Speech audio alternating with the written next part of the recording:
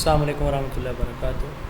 Curriculum design کی ہم بات کر رہے ہیں اور یہ ہمارا 5واں ڈیزائن ہے جس کو ہم ہڈن کریکولم کہتے ہیں۔ امپلیسٹ اور ایکسپلیسٹ اور امپلیسٹ کریکولم بھی ہم آگے جا کے دیکھیں گے، میں وہاں جا کے ان ڈیپتھ ان کو ڈفرینشیٹ کروں گا۔ بہرحال ہڈن کریکولم کو امپلیسٹ بھی کہا جاتا ہے، غیر واضح، جو بظاہر نہ ہو، سامنے نہ ہو، جو ورڈ کی شکل میں، بکس کی شکل میں، کنٹینٹ کی شکل میں نہ ہو، اس کو ہم امپلیسٹ کہتے ہیں، غیر واضح، ان ریٹن جو ہوتا ہے۔ تو ہڈن اس کا مطلب کیا ہوتا ہے؟ چھپا ہوا یہاں سے ہڈن کریکولم میں ہڈن کا مطلب کیا ہوگا؟ ہڈن کا مطلب یہاں پہ یہ ہے کہ یہ ان ریٹن ہے، یعنی کہ بکس کے اندر، کنٹینٹ کے اندر یہ چیز مینشن نہیں ہوتی، لیکن یہ چیزیں ایکسپیکٹ کی جا رہی ہوتے ہیں۔ میں مثال دیتا ہوں چھوٹی سی، کہ پیرنٹس کی یا فیملی ممبرز کی آپس میں ڈسکشن ہو رہی ہوتی ہے، تو کہتے ہیں کہ میرا بچہ یہ غلطی نہیں کر سکتا، کبھی بھی یہ ہو ہی نہیں سکتا کہ میرا بیٹا جو ہے ان جیسا ہو جائے۔ اب والدین نے کبھی ان کو کہا بھی نہیں ہے کہ آپ نے ان جیسا نہیں ہونا، کبھی کوئی بات بھی نہیں ہوئی کہ آپ نے یہ نہیں کرنا، لیکن اس کے باوجود وہ ایکسپیکٹ کر رہے ہوتے ہیں کہ میرا بیٹا ایسی غلطی کبھی بھی نہیں کر سکتا یا ان جیسا نہیں ہو سکتا۔ اسی طرح کنٹینٹ کے اندر کچھ چیزیں ہمارے کریکولم کے اندر موجود ہوتی ہیں، لیکن کچھ چیزیں نہیں بھی ہوتی موجود، جو نہیں ہوتی وہ بیسیکلی ایکسپیکٹ کی جاتی ہیں کہ یہ ہمارے بچے یہ چیزیں سوسائٹی سے گین کریں گے۔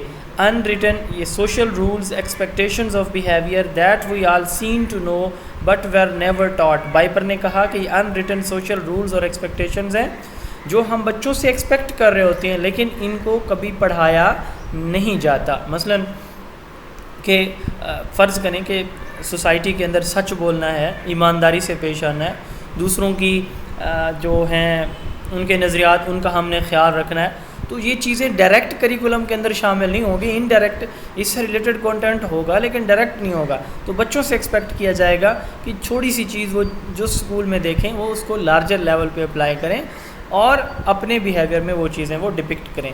کرافٹڈ ان تھنکنگ پروسیس، یہ بچے کے تھنکنگ پروسیس میں ہے، یعنی اس سے ریلیٹڈ انڈائریکٹ کوئی چیز دی جائے گی، بچے اس کو پھر ریلیٹ کریں گے سوسائٹی میں کہ جو ہے مجھے چیزوں کو خیال رکھنا ہے، مجھے لیونگ تھنگس کا خیال رکھنا ہے، مجھے اپنے انوائرمنٹ کا خیال رکھنا ہے، مجھے جو ہے سوشل نارمز کا خیال رکھنا ہے، بڑوں کا خیال رکھنا ہے، چھوٹوں کا خیال رکھنا ہے۔